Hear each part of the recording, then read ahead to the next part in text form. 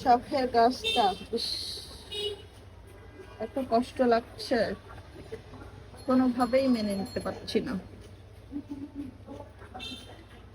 12টা বছর আমি এই গাছটাকে এত যত্ন করেছি, 12টা বছর, দীর্ঘদিন। পুরো আমার সন্তানের মতো করে আমি যত্ন করতাম গাছটাকে।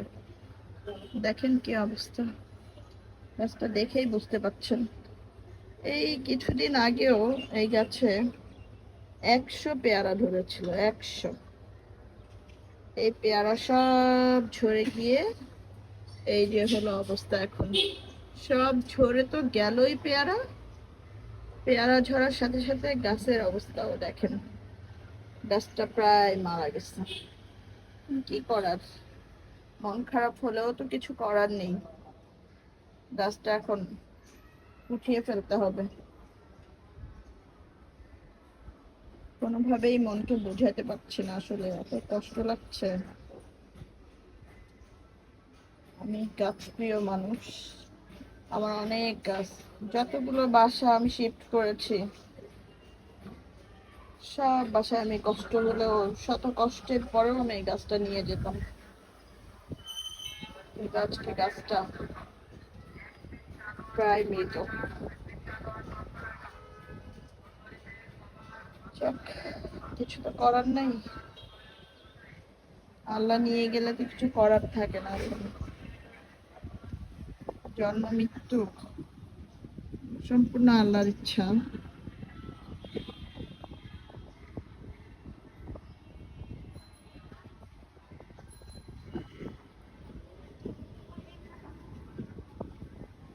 জীবন্ত একটা গাছ জাস্ট 1 মাসের মধ্যে অবস্থা হয়ে গেল একদম।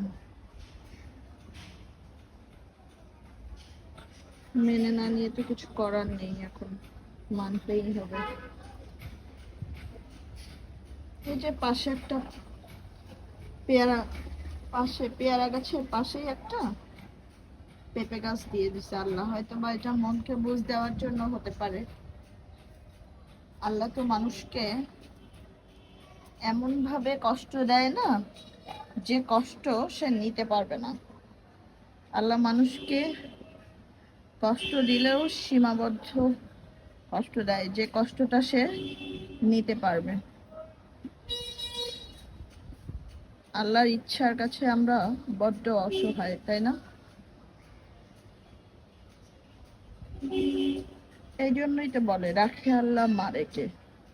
আল্লাহ যদি কাউকে দেয়, আসলে কেউ কোনোভাবে আটকাতে পারে না। আবার আল্লাহ নিয়ে গেলেও কারো ক্ষমতা নেই সেই আটকানোটা, মানে আটকানোর কারো ক্ষমতা থাকে না। খুব মন খারাপ হয়ে যাচ্ছে আজকের দিনটা, আমার খুব মন খারাপ, এত কষ্ট লাগছে, এত মায়া লাগছে। আমাদের শখের গাছ, এত বছর লালন করে আজকে গাছটা নষ্ট করে দিতে হবে।